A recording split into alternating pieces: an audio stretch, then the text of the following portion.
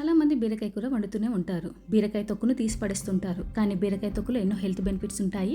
అందుకే నేను తొక్కును పడేయకుండా తొక్కు పచ్చడి చేసుకుందాం. చాలా టేస్టీగా ఉంటుందండి. ఎక్కడ స్కిప్ చేయకుండా వీడియో చివరి వరకు చూడండి. ముందుగా ప్యాన్లోకి ఆయిల్ పోసుకొని మీ కారానికి సరిపడిన పచ్చిమిర్చి తీసుకొని వేయించి పక్కన పెట్టుకోవాలి.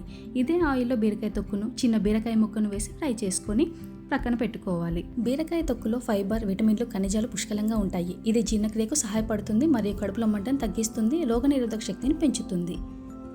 ఇదే కడాయిలో మళ్ళీ 1 టేబుల్ స్పూన్ ఆయిల్ వేసుకొని 2 మీడియం సైజ్ టొమాటోస్ని కొద్దిగా చింతపండు వేసుకొని మూత పెట్టి మగ్గనివ్వాలి. 5 నిమిషాల తర్వాత ఇందులోనే కొత్తిమీర కాడలతో సహా వేసుకొని మరొక 5 నిమిషాలు మగ్గనివ్వాలి.